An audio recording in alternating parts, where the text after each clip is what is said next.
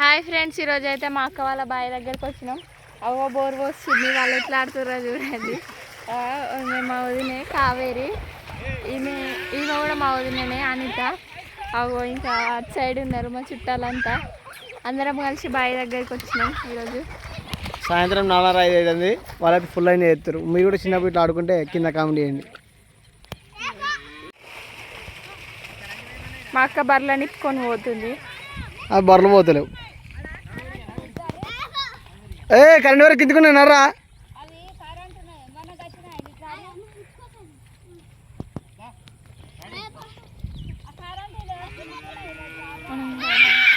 ఏంది